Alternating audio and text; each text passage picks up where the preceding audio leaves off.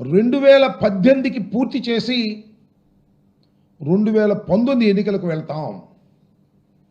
పూర్తి చేయండి అసలు ఎన్నికలకే వెళ్ళాం. చంద్రబాబు నాయుడు గారు అపర భగీరథుడు అని ప్రజల చేత అనిపించుకుని వెళ్తాం అని గొప్పలు చెప్పారు అప్పుడున్నటువంటి ఇరిగేషన్ శాఖ మంత్రి గారు. సరే, మళ్ళా ఇప్పుడు ఆయనకు అవకాశం వచ్చింది చంద్రబాబు నాయుడు గారికి. సరే, ఆయన ఏదో 2007కి పూర్తి చేసేస్తాం అనే మాట మాట్లాడారు. సరే, ఆయన మేము ఇప్పుడు పూర్తి చేస్తాం, అది చేస్తాం, ఇది చేస్తాం అని ఆయన గొప్పలు చెప్పుకుంటే అది వేరే అంశం. కానీ జగన్మోహన్ రెడ్డి గారి ప్రభుత్వం మీద బురదలేటటువంటి కార్యక్రమాలు అవకాశం దొరికినప్పుడల్లా చేస్తున్నారు. దానిలో కూడా ఈ పోలవరాన్ని ఉపయోగించుకొని అనేక సందర్భాల్లో చంద్రబాబు నాయుడు గారు మాట్లాడుతున్నారు. ఆయన ఏమంటారంటే 2019 తర్వాత ప్రజలు మమ్మల్ని దించేశారు, కానీ మమ్మల్ని మళ్ళా తిరిగి అధికారంలోకి తీసుకొచ్చినట్టయితే 2020కే మేము పోలవరాన్ని పూర్తి చేసేవాళ్ళం అని అంటున్నాడు. ఇందాకే పోలవరంలో మాట్లాడుతూ 2018కి పూర్తి చేస్తానని చెప్పాడు. 2019లో మళ్ళీ తిరిగి ఆయన అధికారంలోకి తీసుకొచ్చినట్టయితే 2020-21 కల్లా పూర్తి చేసేవాడట. ఇప్పుడంతా కూడా జగన్మోహన్ రెడ్డి గారు 5 సంవత్సరాల పరిపాలనలో విధ్వంసం చేసేశారట. పోలవరాన్ని సర్వనాశనం చేసేశారట. అప్పుడప్పుడు అంటున్నాడు కదా, రాష్ట్రంలో కూడా 14 లక్షల కోట్ల రూపాయలు అప్పు చేసి రాష్ట్రాన్ని సర్వనాశనం చేశారు అని. చివరికి లెక్కలు చూస్తేనేమో 6,000 కోట్లు. పచ్చి అబద్ధాలు, పచ్చి అసత్యాలు చెప్పి జగన్మోహన్ రెడ్డి గారి మీద బురదలాలనేటువంటి కార్యక్రమాన్ని చేస్తున్నారు. అదే పద్ధతిని ఇవాళ చంద్రబాబు నాయుడు గారు పోలవరంలో కూడా అదే పద్ధతిని అనుసరిస్తూ ఉన్నారు. చంద్రబాబు నాయుడు గారు 4వసారి ప్రమాణ స్వీకారం చేసిన తర్వాత ఒకసారి వెళ్ళాడు, మళ్ళీ ఇప్పుడు వెళ్ళాడు. పచ్చి అబద్ధాలు చెప్పేటటువంటి కార్యక్రమం చేస్తున్నారు. నేను అనేక సందర్భాల్లో ఇంతకు ముందు కూడా ప్రశ్నించా చంద్రబాబు నాయుడు గారిని. ఇప్పుడు కూడా అదే మళ్ళా ప్రశ్నిస్తా. ఎందుకంటే మళ్ళా చంద్రబాబు నాయుడు గారు అవే మాటలు చెప్తున్నారు కాబట్టి. నేను ఒక్క విషయాన్ని గౌరవనీయులైనటువంటి చంద్రబాబు నాయుడు గారిని, రాష్ట్ర ముఖ్యమంత్రి గారిని, 4వసారి ముఖ్యమంత్రిగా ప్రమాణ స్వీకారం చేసినటువంటి అనుభవశాలి, ది టాలెస్ట్ పర్సనాలిటీ అని చెప్పుకుంటారు, చాలా పెద్ద మనిషి అని చెప్పుకుంటారు. ఆయన్ని నేను ఒక్క ప్రశ్న ఈ సందర్భంగా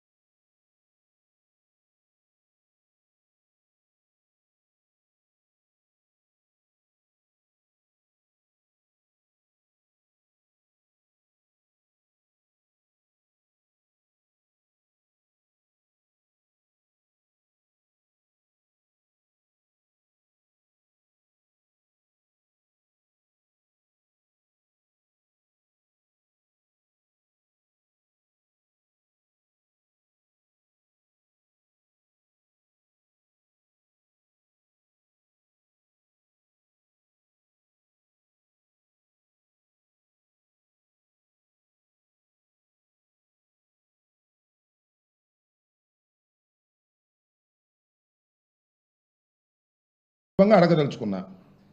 ఆయన ఏమంటారంటే జగన్మోహన్ రెడ్డి గారంట 5 సంవత్సరాల అధికారంలో ఉన్నప్పుడు పోలవరం నిధులను రాష్ట్ర ప్రభుత్వానికి మరలించారట. ఈ మాట మాట్లాడుతున్నాడు. పెద్ద మనిషి, అబద్ధాల్లో చాలా పెద్ద మనిషి, నిజాల్లో నాకన్నా చిన్న మనిషి. ఎందుకు చెప్తున్నానంటే పోలవరం ప్రాజెక్టుకు కేటాయించినటువంటి నిధులను జగన్మోహన్ రెడ్డి గారు డైవర్ట్ చేశారు అనేటువంటి మాట మాట్లాడుతున్నారు. అయ్యా చంద్రబాబు నాయుడు గారు, ఈ విషయాన్ని మీరు నిరూపిస్తే నీకు సెల్యూట్ చేస్తా. ఆ సెల్యూట్ కాదు, సాష్టాంగ ప్రమాణం చేసి నీకు దండం పెడతా. ఎందుకంటున్నానంటే ఇంత ఘాటుగా అసలు చంద్రబాబు నాయుడు గారు ఈ ప్రాజెక్ట్ ఎందుకు తీసుకున్నాడండి నాకు అర్థం కాలేదు. ఈ ప్రాజెక్ట్ ఎవరు నిర్మించాలి? ప్లీజ్ ఆలోచించండి ఆంధ్ర రాష్ట్ర ప్రజానీకం.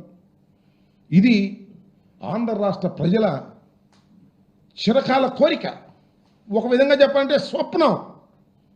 రాజధాని స్వప్నం కాదు, అమరావతి స్వప్నం కాదు, కానీ పోలవరం ప్రాజెక్ట్ అనేది చిరకాల స్వప్నం. ఆ స్వప్నాన్ని ఈయనే తీర్చడానికి వచ్చినట్టుగా మాట్లాడతాడు. ఆయన ముఖ్యమంత్రిగా ఉన్నప్పుడు 10 సంవత్సరాలు 9 సంవత్సరాలు దీని గురించి ఆలోచించరా.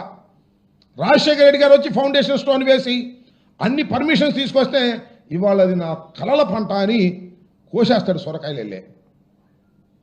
నేను అడుగుతా ఉన్న, రాష్ట్రం విడిపోయింది.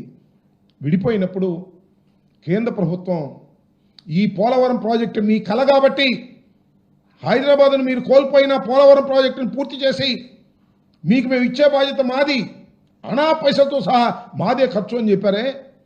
ఏమండి చంద్రబాబు నాయుడు గారు, మీరు ఎందుకు తీసుకున్నారు? మీరు ఎందుకు కట్టాలనుకున్నారు? రాష్ట్ర ప్రభుత్వానికి ఏమి సంబంధం? కేంద్రం కదా కట్టవలసింది, ప్రతి పైసా కేంద్రమే కదా. నిర్వాసితులకు ఇచ్చేది R&R ప్యాకేజ్ కూడా కేంద్రమే కదా. మీరు ఎందుకు తీసుకున్నారు? 2016లో చంద్రబాబు నాయుడు గారు తీసుకున్నారు. ఎందుకు చెప్తున్నానంటే ఫండ్స్ని మేము డైవర్ట్ చేసామని చెప్తున్న సందర్భంగా నేను చెప్పదలుచుకున్నా, ఇక్కడ అడగదలుచుకున్నా.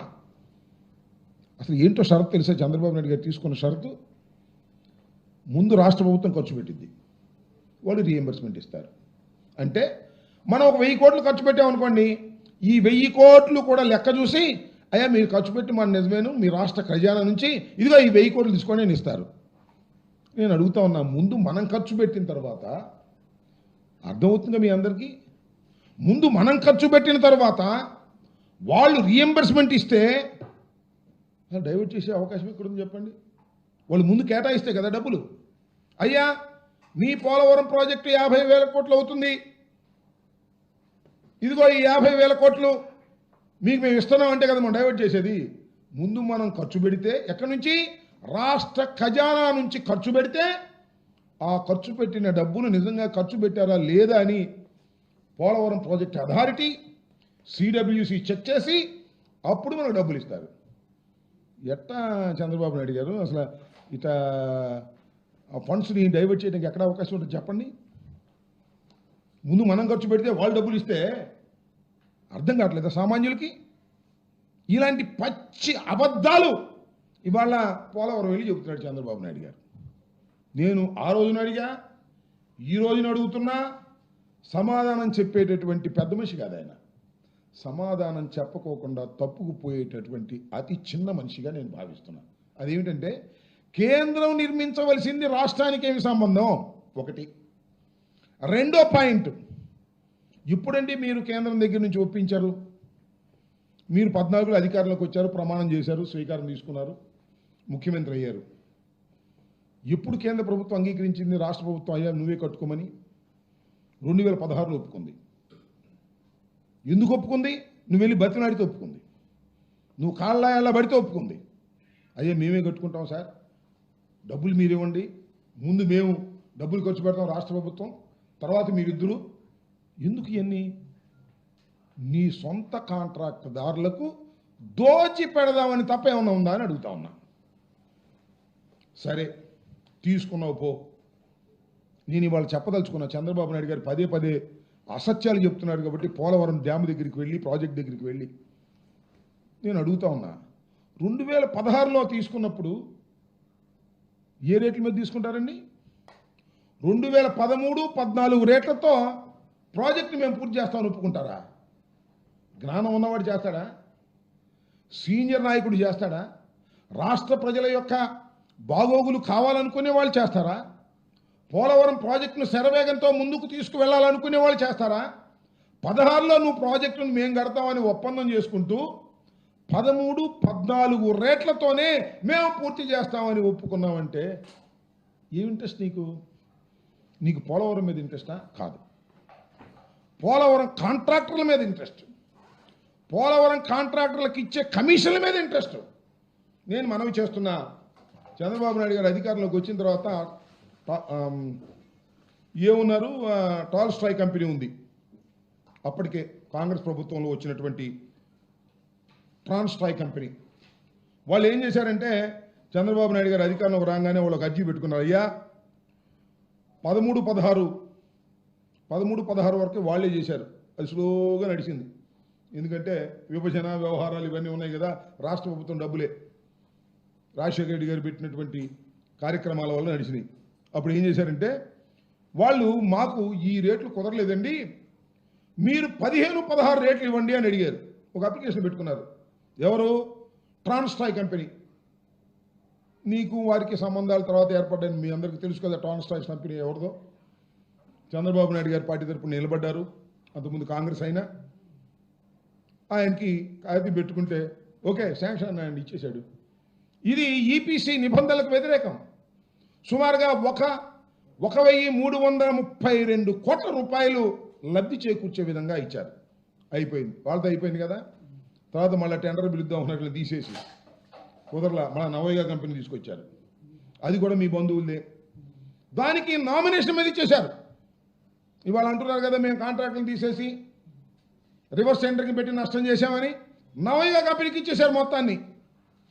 ఇలా కేవలం తనకు సంబంధించిన కాంట్రాక్టర్లకు కట్టబెట్టడం కోసమే డబ్బులు పోలవరం ప్రాజెక్టును సర్వనాశనం చేసినటువంటి వ్యక్తి నారా చంద్రబాబు నాయుడు గారు. ఇది నా గుండె లోతుల్లో నుంచి చెప్తున్నాను తప్ప రాజకీయంగా చెప్పలేదని మనం చేస్తున్నాం. ఒకటి, కేంద్ర ప్రభుత్వం చేయవలసింది నువ్వు చేశావు, చేస్తానన్నావు. 13-14 రేట్లకి 16వ సంవత్సరం అగ్రిమెంట్కి వస్తావు. సరే వచ్చావు, కట్టావా చిత్తశుద్ధిగా. పరుగులు దించాడంట, 33 సార్లు వెళ్ళాడంట. ఎందుకండి వెళ్ళటం నాకు అర్థం కాలేదు. 33 సార్లు అద్దంకి సింగడ అద్దంకి వెళ్ళి వచ్చాడని. ఎందుకు ముఖ్యమంత్రి వెళ్ళటం అక్కడికి నాకు అర్థం కాలేదు. వీళ్ళు అక్కడ ఏం చేస్తావు? ఉన్నోళ్ళందరినీ చెడగొడతావు, అందరూ నీ చుట్టూ తిరుగుతారు. అంత పెద్ద ప్రాజెక్టులో వెళ్ళావు, 33 సార్లు వెళ్ళి ఏమి సాధించావు అని అడుగుతా ఉన్నా. ఏమి సాధించాడు తెలుసా? గొప్ప విషయాన్ని సాధించాడు. ప్రపంచంలో ఎవ్వడు సాధించలేని సాధించాడు. సామాన్యుడికి కూడా అర్థమయ్యేది సాధించాడు. ఏంటంటే కాఫర్ డ్యాముల నిర్మాణం లేకుండా డయాఫ్రమ్ వాల్ వేసాడండి. దుంపదేగా ఎక్కడ చేయరు. ప్రపంచంలో ఏ ప్రాజెక్ట్ దగ్గర జరగనటువంటిది ప్రధాన డ్యామ్ ఈషియర్ earth cum rock filling dam. భూమిలో ఉండాల్సినటువంటి పునాది అది డయాఫ్రమ్ వాల్. ఆ డయాఫ్రమ్ వాల్ నిర్మాణం చేయాలి అంటే 2 కాఫర్ డ్యాముల నిర్మాణం జరిగి వర్క్ ప్లేస్ డిసైడ్ అయ్యి అప్పుడు వెయ్యాలి. ఈ 2 కాఫర్ డ్యాములు నిర్మాణం జరిగిన తర్వాత నది స్పిల్వే ద్వారా డైవర్ట్ అయిన తర్వాత వెయ్యాలి. ఏం చేయలే. స్పిల్వే ద్వారా డైవర్ట్ కాలేదు, కాఫర్ డ్యాములు కంప్లీట్ కాలేదు, డయాఫ్రమ్ వాల్ వేసాడు. 33 సార్లు వెళ్ళి ఏం చేసావు స్వామి నాకు అర్థం కాలేదు. 19-20లో వరదలు వచ్చాయి. 17, 18, 19, 20లో ఆ వరదలకి కాఫర్ డ్యాములు లేకపోవటం వల్ల డయాఫ్రమ్ వాల్ కొట్టుకుపోయింది. స్పిల్వే మీకు డైవర్ట్ కానందువల్ల కంప్లీట్ కాలేదు, నది డైవర్స్ కాలం కొట్టుకుపోయింది. దీనికి కారణం ఏంటంటే జగన్మోహన్ రెడ్డి గారు కారణం అంటాడు. ఎందుకు కారణం అంటే అప్పుడు కాంట్రాక్టర్ని మార్చారంట. కాంట్రాక్టర్ మార్చడం నాకు అర్థం కాలేదు. సామాన్యుడిగా చెప్తారే, చిన్న ఇంజనీర్ అడిగి చెప్తారే. కాఫర్ డ్యాములు కంప్లీట్ కాకోకుండా డయాఫ్రమ్ వాల్ వేసినటువంటి ప్రబుద్ధుడు బహుశా ప్రపంచంలో ఏ డ్యాము దగ్గర జరగలేదు. అది నారా చంద్రబాబు నాయుడు గారు సమక్షంలో జరిగింది. 33 సార్లు విజిట్ చేసినటువంటి మహానుభావుడు, అత్యంత మేధావి, పెద్ద మనిషి, మంచి అడ్మినిస్ట్రేటర్. ఏమిటి దౌర్భాగ్యం? వాళ్ళు వెళ్ళి పోలవరం దగ్గర కోసేస్తున్నాడు కోతలు. జగన్మోహన్ రెడ్డి గారు సర్వనాశనం చేశాడు, జగన్మోహన్ రెడ్డి గారి వల్లే నాశనం అయిపోయింది అనేటువంటి మాట మాట్లాడుతూ ఉన్నాడు ఇవాళ చంద్రబాబు నాయుడు గారు. అంతేకాదు, నేను ఇక్కడ మనవి చేస్తున్నా, చంద్రబాబు నాయుడు గారికి కూడా గుర్తు చేస్తున్నా, తెలుగుదేశం వారికి కూడా గుర్తు చేస్తున్నా, తెలిసిన ఇంజనీరింగ్ డిపార్ట్మెంట్ వారికి కూడా గుర్తు చేస్తున్నా. ఇటువరకు చంద్రబాబు నాయుడు గారు అంగీకరించిన అంగీకారం ఏంటంటే ముందు మీరు ఖర్చు పెట్టండి, మేము ఖర్చు పెడతాం, తర్వాత మీరు డబ్బులు ఇవ్వండి అని. కానీ జగన్మోహన్ రెడ్డి గారు ముఖ్యమంత్రి అయిన తర్వాత 5 సంవత్సరాల కాలంలో అనేక సార్లు కేంద్ర ప్రభుత్వం మీద ఒత్తిడి తీసుకొచ్చారు. అయ్యా రాష్ట్ర ప్రభుత్వమే ఇబ్బందుల్లో ఉంది, మేము ముందు ఎక్కడ ఖర్చు పెట్టము, మీరు తర్వాత ఇవ్వటం ఏంటి, ముందు మేము ఖర్చు పెట్టాలంటే పని జరగట్లేదు, అడ్వాన్స్ ఇవ్వండి, మీరు అడ్వాన్స్ ఇస్తే మేము ఖర్చు పెడతాము, ఇది మంచి పద్ధతి అని ఒకటి. రెండవది మీరు 13, 14 రేట్లకు చంద్రబాబు ఒప్పుకున్నాడు. ఆయనకి జ్ఞానం ఉండి ఒప్పుకున్నాడో, జ్ఞానం లేక ఒప్పుకున్నాడో, అనుభవం ఉండి ఒప్పుకున్నాడో, అనుభవం లేక ఒప్పుకున్నాడో అది తప్పు. 16, 17 రేట్లకి మీరు ఎన్హాన్స్ చేయండి అని పలుమార్లు విజిట్ చేసి కేంద్ర ప్రభుత్వంతో మాట్లాడితే ది యాక్సెప్ట్ చేస్తూ మొదటి దశకు కావాల్సిన 12,557 కోట్ల రూపాయలు రిలీజ్ చేయడానికి సిద్ధం చేశారు. ఆల్మోస్ట్ ఆల్ క్యాబినెట్కి వెళ్తూ ఉన్న దశలో వీళ్ళకి కూటమి కుదిరింది. కూటమి కుదరంగానే చంద్రబాబు నాయుడు గారు, పవన్ కళ్యాణ్ గారు వెళ్ళి అమ్మమ్మ మీరు ఇప్పుడు రిలీజ్ చేయమాకండి అడ్వాన్సు, మీరు రిలీజ్ చేస్తే జగన్మోహన్ రెడ్డికి పేరు వస్తుంది అని ఆపించేశారు. అది మొన్న రిలీజ్ అయింది. 12,557 కోట్ల రూపాయలు మొన్న అడ్వాన్స్ రిలీజ్ కావడానికి కారణం జగన్మోహన్ రెడ్డి గారని చిత్తశుద్ధిగా చెప్తున్నా, గుండె మీద చెయ్యి వేసుకొని చెప్తున్నా. మా కృషి ఫలితంగా ఆ రోజున ఫైల్ మీరు ఆపిన అదృష్టవశాత్తు మీరు అధికారంలోకి వచ్చారు. అడ్వాన్స్డ్గా అంటే మొదటి దశ కంప్లీట్ కావడానికి 33,000 కోట్ల రూపాయలు అవసరం కాబట్టి దానిలో కొరవగా మిగిలిపోయినటువంటి 12,557 కోట్లు రిలీజ్ చేయడానికి సిద్ధపడి కొంత రిలీజ్ చేశారు అడ్వాన్స్డ్గా. ఇటువరకు ఎప్పుడూ లేనిది, చంద్రబాబు నాయుడు గారి టైంలో లేనిది, చంద్రబాబు నాయుడు గారి అగ్రిమెంట్లో లేనిది, జగన్మోహన్ రెడ్డి గారు ఒప్పిస్తే మీ సమయం వచ్చేటప్పుడు రిలీజ్ అయింది. ఇక్కడ చేశారండి మీరు, ఇందా మమ్మల్ని అంటున్నారు కన్నా డైవర్ట్ చేశారని. మీరు డైవర్ట్ చేశారు. వాళ్ళు రిలీజ్ అయిన డబ్బులు ప్రాజెక్టు ఖర్చు పెట్టుకోకుండా మీరు జీతాలకు ఇచ్చే కార్యక్రమం చేశారు.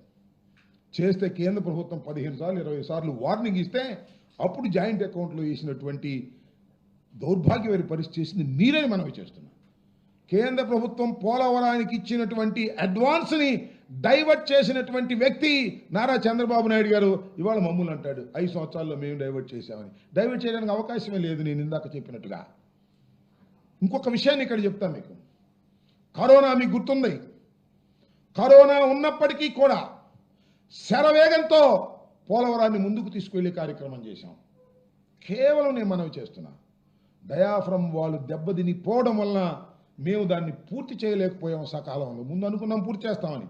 నేను వెళ్ళిన తర్వాత వెళ్ళి మాట్లాడి సీఎం గారితో చెప్పి డయాఫ్రమ్ వాళ్ళు దెబ్బతింది సార్, ఇది నూతనమైనటువంటి డయాఫ్రమ్ వాళ్ళు నిర్మించేంత వరకు కూడా ఇది పూర్తి చేయడం సాధ్యం కాదు అని చెప్పి ఒప్పించి ఎప్పుడు పూర్తి చేస్తామో కరెక్ట్గా చెప్పలేమనే విషయాన్ని కూడా ప్రభుత్వం తరపున తొలిసారిగా నేను చెప్పినటువంటి అంశాన్ని కూడా ఇక్కడ నేను గుర్తు చేస్తున్నా. ఈ విధంగా పోలవరం ప్రాజెక్టుని సర్వనాశనం చేసేటటువంటి కార్యక్రమం చేసినటువంటి చంద్రబాబు నాయుడు గారు ఇవాళ మాట్లాడుతూ ఉన్నాడు. మీకు ఒకటి కూడా చెప్తున్నా, ఆయన చెప్తున్నాడు కదా మా కాంట్రాక్ట్ లేకపోవటం వల్ల ఆ కొట్టుకుపోయిందని. అంతర్జాతీయ నిపుణులు నేను మనవి చేస్తున్నా, కెనడా నుంచి అదేవిధంగా అమెరికా నుంచి ఇలాంటి పెద్ద ప్రాజెక్టుల నిర్మాణంలో, ఎందుకంటే ప్రపంచంలోనే చాలా పెద్ద ప్రాజెక్ట్ ఇది, ది సెకండ్ వన్, వరల్డ్లోని సెకండ్ వన్ ప్రాజెక్ట్, అంత లార్జెస్ట్ ప్రాజెక్ట్. ఇలాంటి ప్రాజెక్టుల్లో అనుభవం ఉన్నటువంటి వ్యక్తులు కెనడా నుంచి కొందరిని, అమెరికా నుంచి కొందరిని పిలిచి ఈ డయాఫ్రమ్ వాల్ ఇష్యూలో ఏం చేయాలి మీరు సలహా ఇవ్వమని వైఎస్ఆర్ కాంగ్రెస్ ప్రభుత్వం అధికారంలో ఉన్నప్పుడే మేము దాన్ని స్విచ్ చేశాం. అయితే సమయానికి తెలుగుదేశం పార్టీ కూటమి ప్రభుత్వం అధికారంలోకి వచ్చిన తర్వాత ఆ కమిటీ వచ్చింది, విజిట్ చేసింది. కమిటీ చాలా స్పష్టంగా చెప్పింది, వాళ్ళకేమి చంద్రబాబు నాయుడు గారు జగన్మోహన్ రెడ్డి గారు ఈ ఫీలింగ్సే ఉండవు కదా. స్పష్టంగా రిపోర్టర్ రాశారు, డయాఫ్రమ్ వాల్ దెబ్బతినిపోవడానికి కారణం కాఫర్ డ్యాములు నిర్మాణం సక్రమంగా చేయకపోవడం వల్ల ఇది జరిగిందని చాలా క్లియర్గా వాళ్ళు చెప్పినా కూడా మీకు సిగ్గు ఎగ్గులేదు. ఇక పోలవరం వెళ్ళటం జగన్మోహన్ రెడ్డి గారిని తిట్టడం, పోలవరం వెళ్ళటం వైఎస్ఆర్ కాంగ్రెస్ పార్టీని తిట్టడం, ఇలాంటి కార్యక్రమాలు చేస్తున్నారు. నేను ఈ సందర్భంగా చెప్పదలుచుకున్నది ఏమిటంటే, అయ్యా చంద్రబాబు నాయుడు గారు, జగన్మోహన్ రెడ్డి గారు ఒక చిత్తశుద్ధితో పనిచేశారు. ఎందుకు పనిచేశారో తెలుసా? ఇది డాక్టర్ వైఎస్ రాజశేఖర రెడ్డి గారు కలలుగన్న ప్రాజెక్ట్. మీరు కలలుగన్న ప్రాజెక్ట్ కాదు, మీరు చెప్పుకుంటున్నారు. ఇప్పుడు మీకు పెద్ద మీడియా ఉందని, రాసేవాళ్ళు ఉన్నారని, చెప్పే టీవీలు ఉన్నాయని మీరు చెప్పుకుంటున్నారు. కానీ ఇది డాక్టర్ వైఎస్ రాజశేఖర రెడ్డి గారు కలలుగన్న ప్రాజెక్ట్. ఆయన ప్రారంభించిన ప్రాజెక్ట్, ధైర్యంగా ప్రారంభించారు. కేవలం ఆంధ్ర రాష్ట్ర నిధులతోనే పూర్తి చేయాలని ప్రారంభించాడు. కానీ ఆయన చనిపోయాడు. తర్వాత రాష్ట్రం విడిపోయింది. కేంద్రం నేను చేస్తానని ముందుకొచ్చింది. కేంద్రాన్ని చేయనీకోకుండా అడ్డం పడి కమిషన్ల కోసం ఇంత రాద్ధాంతరం చేసి పోలవరాన్ని సర్వనాశనం చేసేటటువంటి కార్యక్రమం చేస్తే జగన్మోహన్ రెడ్డి గారు అధికారంలోకి వచ్చిన తర్వాత ఈ 5 సంవత్సరాల కాలంలో ఈవెన్ కరోనా ఉన్నప్పటికీ కూడా చిత్తశుద్ధిగా వరుసని అన్ని పూర్తి చేసినటువంటి ఘనత జగన్మోహన్ రెడ్డి గారిదని మనవి చేస్తున్నాం. ప్రారంభించలేకపోవచ్చు మేము, కానీ అన్నిటినీ కూడా దశల వారీగా మేము పూర్తి చేశాం. ధైర్యంగా చెప్తాను, లెక్క కూడా చెప్తాను దానికి నేను. ఎందుకంటే స్పిల్వే మీరు చేయలే, అప్రోచ్ ఛానల్ మీరు చేయలే, స్పిల్ ఛానల్ మీరు చేయలే, పైలట్ ఛానల్ మీరు చేయలే, మేము పూర్తి చేశాం. కాబట్టి పునాదుల వరకు మీరు అట్టట్లా చేశారు. అసలు నదిని డైవర్ట్ చేసినటువంటి ఘనత జగన్మోహన్ రెడ్డి గారిని మనం చేస్తున్నాం. మా ప్రభుత్వం 2021లో నదిని డైవర్ట్ చేశాం, సక్సెస్ఫుల్గా నదిని డైవర్ట్ చేశాం. మీరు వదిలేసినటువంటి కాఫర్ డ్యామ్, ఎగువ కాఫర్ డ్యాములు, దిగువ కాఫర్ డ్యాములు రెండింటినీ పూర్తి చేశాం. డయాఫ్రమ్ వాల్ మాత్రం 2వ డయాఫ్రమ్ వాల్ వేయవలసి వచ్చింది. దానికి నిపుణులు చెప్పారు ప్యారలల్గా మరొక డయాఫ్రమ్ వాల్ వేయాలని. ఇవాళ డయాఫ్రమ్ వాల్ మీరు వేసేటటువంటి కార్యక్రమం చేస్తున్నారు, మీ చేత వేయించుతున్నారు. ఇవాళ మీ వల్లే అది నాశనం అయింది. దానివల్లే ఈ ప్రాజెక్టుకి ఇంత అంతరాయం కలిగింది. ఇన్ని వాస్తవాలు ఉన్నా కూడా మసిబూసి మారేడికాయ చేసి పోలవరం కోసం ఆయన కళ్ళగన్నానని, పోలవరం కోసమే నేను బతుకుతున్నానని, పోలవరం కోసమే అన్నీ చేస్తున్నానని ఇలాంటి అబద్ధపు అసత్య ప్రచారాలు చేసేటటువంటి కార్యక్రమం చేస్తున్నారు. ఇది ధర్మం కాదు. చిత్తశుద్ధిగా నేను చెప్తున్నాను, పోలవరం ప్రాజెక్ట్ అనేది చంద్రబాబు నాయుడు గారి తెలివి తక్కువతనం వల్ల, అనుభవంతుని తెలివి తక్కువ అంటున్నారేమో అని అంటున్నారు అనుకోమాకండి, తెలివి తక్కువతనం వల్ల, దురాశ వలన, కమిషన్లు కాజేయాలనే దురాశ వలన, సొంత కాంట్రాక్టర్లకు మేపుకోవాలనే దురాశ వలన ఇలా జరిగింది. తొందరగా వేసుకెళ్ళటం పోవటం, ప్రోటోకాల్ లేదు, ఏం లేదు, వేసేసుకోవడం పోవటం. అమరావతి కూడా అంతే. రేపు 26,000 కోట్లు తీసుకొస్తున్నాడు కదా, తినేయటమే, ఏం ఉండదు. పెద్ద ఆశతో సర్వనాశనం చేశారు. సరే, ఇప్పటికీ ప్రార్థిస్తున్నా, అయ్యా నీకు సమర్థవంతమైన ఆలోచనలు ఇవ్వాలని ఆ భగవంతుడు.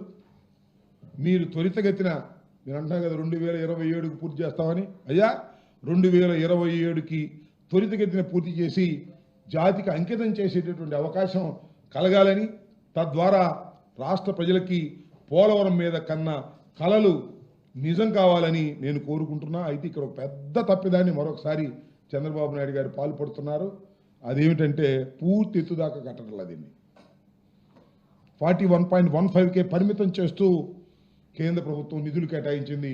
దాంతో సర్దుకుని 45.72కి వెళ్ళేటటువంటి పరిస్థితుల్లో చంద్రబాబు నాయుడు గారు లేకపోవడం చాలా దురదృష్టకరం. దాన్ని మాత్రం మభ్యపెట్టేటువంటి కార్యక్రమం చేస్తున్నారు. నేను మభ్యపెట్టదలుచుకోలేదు. కేవలం 41.15K పరిమితం చేసేటటువంటి కార్యక్రమం చేస్తున్నారు.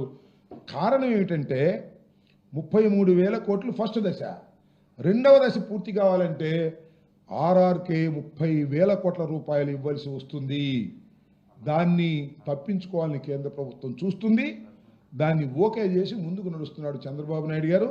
మరొక పాపానికి, మరొక తప్పిదానికి చంద్రబాబు నాయుడు గారు పాల్పడబోతున్నాడు అనేది కూడా ఈ సందర్భంగా నేను చెబుతూ, అయ్యా నీకు ఆ భగవంతుడు, ప్రజలు ఆ శక్తినివ్వాలి. 2027కి పూర్తి చేసేటువంటి కార్యక్రమం ఫస్ట్ దశ ఇచ్చి, రెండవ దశ మీరు ఎగ్గొట్టేటటువంటి కార్యక్రమాన్ని, చరితాత్మకమైన తప్పిదానికి మీరు పాల్పడుతున్నారు. ఆ చరితాత్మకమైన తప్పిదాన్ని ఇప్పటికైనా సరి చేసుకోకపోయినట్లయితే భగవంతుడు కూడా మిమ్మల్ని క్షమించడానికి కూడా ఈ సందర్భంగా నేను చెప్పదలుచుకున్నాను. ఇంకా ఓకే,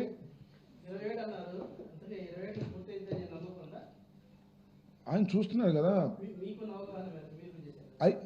అంత. ఆల్మోస్ట్ ఆల్ నాకు తెలిసినంత వరకు ఒక్క డయాఫ్రమ్ వాల్ దెబ్బతినిపోవటం మినహా అదే ఒక క్లిష్టమైన దశ తప్ప ఆల్మోస్ట్ ఆల్ అన్నీ కూడా జగన్మోహన్ రెడ్డి గారి హయాంలో కోవిడ్ ఉన్నా కూడా మేము పూర్తి చేశాం. 2027 కన్నా ముందే పూర్తి చేసేటటువంటి అవకాశం ఉందని కూడా నాకు ఉన్న అవగాహన, పూర్వం ఉన్న అవగాహన. వీళ్ళు ఆలస్యం చేసి డబ్బుల కోసం కక్కుర్తి పడితే నేను చెప్పలేదు, కానీ స్పిల్వే కంప్లీట్ చేశాం. నది డైవర్షన్ ఈజ్ ఓవర్. నది నేను అనేక సందర్భాల్లో చెప్పా, చాలామందికి వివరించేటటువంటి కార్యక్రమం కూడా చేశా. నది ఇలా వెళ్తుంది కదా, ఇలా కాదు, ఇలా డైవర్ట్ వెళ్ళాలి. ఆ డైవర్షన్ చేసినటువంటి ఘనత జగన్మోహన్ రెడ్డి గారి. స్పిల్వే అది ప్రధానమైన డ్యాము ముందు కట్టాలి. ఆ ప్రధానమైన డ్యామ్ కట్టే దగ్గరే ఇవాళ ఉన్నటువంటి ఇష్యూ అంతా అక్కడే ఉంది. దానికి కావాల్సిన డయాఫ్రమ్ వాల్ ఏదో త్వరలో వేయబోతున్నాం అన్నారు. ఆ డయాఫ్రమ్ వాల్ వేసిన తర్వాత ఎర్త్కమ్ రాక్ ఫిల్లింగ్ డ్యామ్ కూడా పూర్తి అయితే ఖచ్చితంగా చేయొచ్చు. మరి చంద్రబాబు నాయుడు గారు ఎక్కువసార్లు వెళ్తే మాత్రం కష్టం జరగటం. ఎక్కువసార్లు వెళ్ళినప్పుడు ఏంటంటే ఇంజనీర్లు కంగారు పడిపోతారు. ముఖ్యమంత్రి గారికి ఆయనకి సపరేలు చేయడానికి టైం ఇచ్చించిపోతారు. ఈయన వెళ్ళిన తర్వాత ఏదో పిచ్చి సలహా ఇస్తాడు. నేను చెప్పా కదా ఇంతకుముందు, నేను ఇంజనీర్ని కాదు, ఇరిగేషన్ మంత్రిని చేశా. నా ఇంజనీర్ని కాదు కాబట్టి నాకేం తెలియదు కాబట్టి ఇంజనీర్ నిపుణులందరినీ సంప్రదించి వాళ్ళు ఇష్టాన్ని ప్రకారం చేయించా. నాకన్నా ముందు ఒక మంత్రి గారు ఉన్నాడు, అంటే మా కాంగ్రెస్ వైఎస్ఆర్ కాంగ్రెస్ కన్నా ముందు ఉమా గారు, ఆయన ఇంజనీరు, పైకి సివిల్ ఇంజనీరు. అందుకని ఇంజనీర్ చెప్పింది ఇలా ఆయన ఇంజనీరింగ్ చేశాడు, అందుకనే సంకనాగిపోయింది. అందువల్ల మనకు తెలియని చోట మనం ఏలు పెట్టకూడదు. మన మంత్రి అంటే మంత్రి, అడ్మినిస్ట్రేషన్, 4 ఇంజనీర్లు, చీఫ్ ఇంజనీరు, ఇంకో 5 ఇంజనీర్లు, ఏంటి అబ్బాయి ప్రాబ్లం? కామన్ సెన్స్ ఉపయోగించాలి, ఆ కామన్ సెన్స్ ప్రకారం చేయాలి. చంద్రబాబు నాయుడు గారు ఒప్పుకోరు. చీఫ్ ఇంజనీర్ కూడా సలహా అయితే నీకేం లేదు బొమ్మంటాడు. అమ్మో ముఖ్యమంత్రి గారు చెప్పారు కదా అని కంగారు పడతాడు. ఇట్ట కంగారు పెట్టి 33 సార్లు వెళ్ళి సర్వనాశనం చేశాడు చంద్రబాబు నాయుడు గారు అనడంలో ఏ విధమైన సందేహం నాకు లేదు. మొత్తాన్ని నాశనం చేసింది చంద్రబాబు నాయుడు గారు. పోలవరం ప్రాజెక్టుని కేంద్రం కట్టాల్సింది కూడా ఆయన తీసుకున్నాడు కమిషన్ల కోసం. ఈయన 33 సార్లు వెళ్ళాడు, ఇప్పుడు 2 సార్లు వెళ్ళాడు, సంతోషం. ఇంకో 10 సార్లు వెళ్ళాడా? శ్రీమద్ రమారమణ 27 కావాలి, 10 సార్లు వెళ్తే. సింపుల్గా వెళ్ళి ఇక్కడుండి మానిటర్ చేస్తే అవుద్ది, అదేం పెద్ద కష్టమైంది కాదు. చాలా ప్రాజెక్టుని చాలా వరకు పూర్తి చేసినటువంటి ఘనత ఆ రోజు జగన్మోహన్ రెడ్డి గారిది, అంతకుముందు చంద్రబాబు నాయుడు గారిది. ఈయన వచ్చి డప్పాలు కోసుకునే కార్యక్రమం, కమిషన్లు కోసుకునే కార్యక్రమం. నేను తెలియగలుగుతానండి, మరొకసారి చెబుతున్నా, అసలు కేంద్రం కట్టాల్సిన ప్రాజెక్టు మనకు ఎందుకండి? మనం ముందు డబ్బులు ఖర్చు పెట్టుకోవడం ఏంటండి?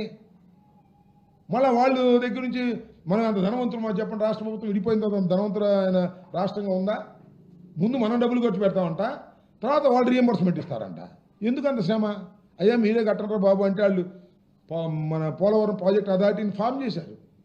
ఫామ్ చేసిన తర్వాత అట్ట కుదరదని చెప్పేసి వెళ్ళి వాళ్ళు కాళ్ళు గడ్డలు పట్టుకుని అవసరమైతే మా స్పెషల్ స్టేటస్ కూడా అవసరం లేదని చెప్పి పోలవరం ప్రాజెక్ట్ తీసుకున్నాడు. కొట్టేద్దామని, 1000 కోట్లలో డబ్బులు కొట్టేద్దామని, నవయుగా ఈ ట్రాన్స్ఫర్ అయ్యి వీళ్ళతో కొల్యూడయి డబ్బులు కొట్టేద్దాం అనేటువంటి కేవలం డబ్బులు దుర్బుద్ధితో చేసినటువంటి పని తప్ప మరొకటి కాదు.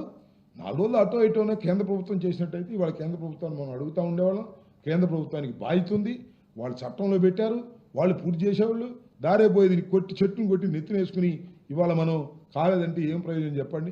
ఇది దుర్మార్గమైనటువంటి కార్యక్రమాలు చంద్రబాబు నాయుడు గారి హయాంలో జరిగాయనేది మరొకసారి ఈ సందర్భంగా చంద్రబాబు నాయుడు గారు పోలవరం వెళ్ళి అక్కడ జగన్మోహన్ రెడ్డి గారిని దూషించేటటువంటి కార్యక్రమం, మా మీద రుద్దేటటువంటి కార్యక్రమం చేస్తున్నారు. కాబట్టి నాకు తెలిసిన కొన్ని అంశాలను రాష్ట్ర ప్రజానీకానికి, మేధావులకి తెలియపరచాలనే ఉద్దేశంతో ఇవన్నీ చెప్తున్నాను. ఎప్పుడు చంద్రబాబు నాయుడు గారు పోలవరం గురించి మాట్లాడినా ఖచ్చితంగా తెలిసిన విషయాలను చెప్పేటటువంటి ప్రయత్నం చేస్తాను. ఇందాక నేను చెప్పాను కదా, నేను అడిగిన ప్రశ్నకు ఆయన సమాధానం చెప్తే సాష్టాంగపడి నమస్కారం చేస్తా.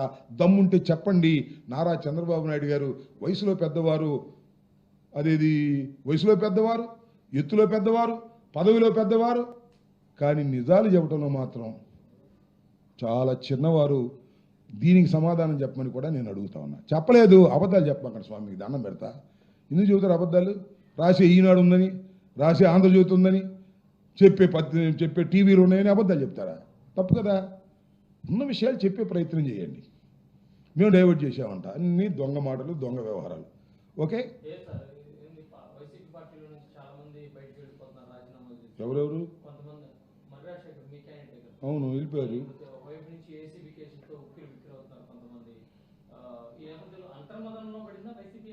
అంతర్మదంలో ఎప్పుడు వైసీపీ పడదు, గుర్తుపెట్టుకో. అసలు అంతర్మదనం పడాల్సిన అవసరమే ఉండదు. అసలు వైసీపీ పుట్టింది ఎక్కడ, పెరిగింది ఎక్కడ, అధికారంలోకి వచ్చింది ఎక్కడ? వైసీపీ ప్రారంభమైంది ఇప్పుడు.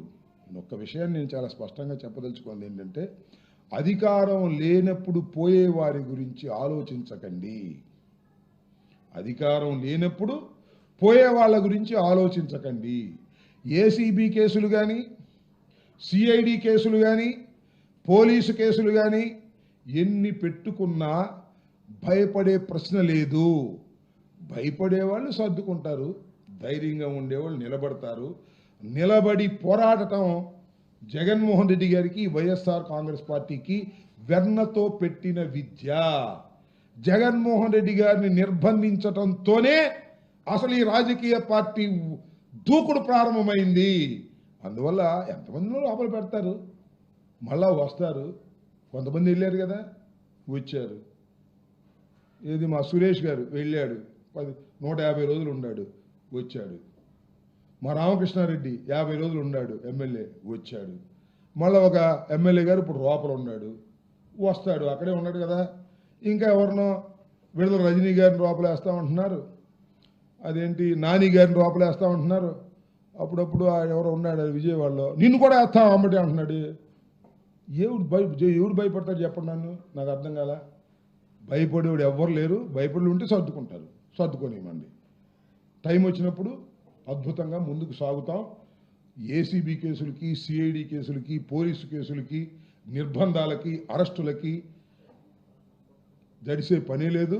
నీకు స్లోగన్ చూసావా, చిన్నప్పుడు కమ్యూనిస్ట్ పార్టీ వాళ్ళు చెప్పేవాళ్ళు, అరచేతిని అడ్డుపెట్టి సూర్యకాంతి నాపలేరు, అరెస్టులను సాగించి ప్రజాశక్తి నడ్డలేరు.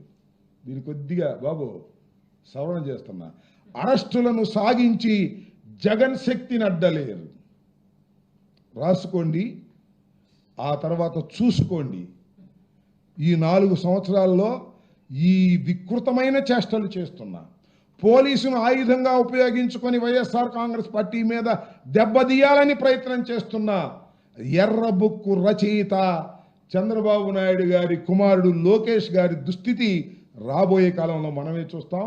అప్రజాస్వామికంగా పరిపాలన చేసినటువంటి ఏ శక్తిని ఈ దేశంలో చూస్తూ ఊరుకోలేదు. ఆ శక్తుల్ని సర్వనాశనం చేసినటువంటి చరిత్రే భారతదేశ రాజకీయాల్లో ఉంది.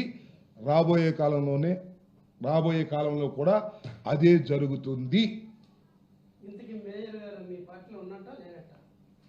పార్టీలో ఉన్నట్టేగా, లేనట్టేం కదా. ఆయన పార్టీకి రాజీనామా చేయలేదే. ఏమో మరి ఆయన అడగాలి, నువ్వు, నాకు తెలియదు. ఆయన రాజీనామా చేసే ముందు కూడా మాకు తెలియదు. రాజీనామా చేశాడు, పార్టీలో ఉంటానని చెప్పినట్టు గుర్తు నాకు, నేను చూశాను. తర్వాత నేను నాతో టచ్లో లేడందో దానికి సమాధానం చెప్పలేను. పార్టీ నుంచి పార్టీలోనే ఉన్నాడని అనుకుంటున్నాను నేను. ఆయన అడిగితే నీ సమాధానం కరెక్ట్గా చెప్తాడు. మనూరేగా, వెళ్ళి అడుగు.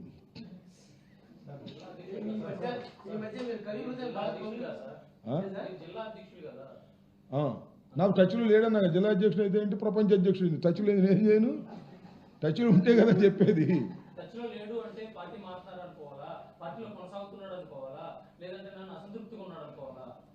3 అన్నావు కదా, నీ ఇష్టం వచ్చింది అనుకో, నాకేమవుతుంది, నీ ఇష్టం వచ్చింది అనుకో. నాకు చెప్పే సమాధానం నా దగ్గర లేదు. నేను ఫోన్ చేసినా నేను ఎత్తలేదు. ఏమనుకున్నావు, పార్టీ మాట్లాడడం అనుకున్నావా, ఏమన్నాడు, అసంతృప్తితో ఉన్నాడు అనుకున్నావా, ఇంకోటి ఏంటి, ఏదో 3 అన్నావు కదా. ఆ 3 నీకు ఇష్టం వచ్చింది అనుకునే ముందు ఒకసారి 2 అడుగులు వేసి కనుక్కో. మన మనోహర్ నాయుడిని ఎక్కడ పోతాడు కనుక్కో, వెళ్ళి ఏముంది. ఏమయ్యా,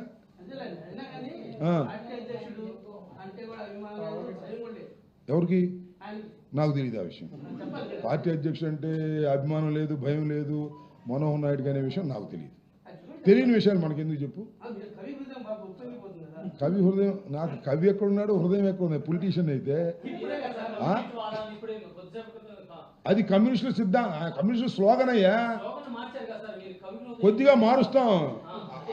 కవి అంటే సొంతంగా రాసేవాడయ్యా, కాపీ కొట్టేవాడు కదా. నేను అక్కడ కాపీ కొట్టి చెబుతున్నాను, ఎందుకు మొహమాటం దీనిలో. కాపీ కొట్టి మార్చాం కొద్దిగా.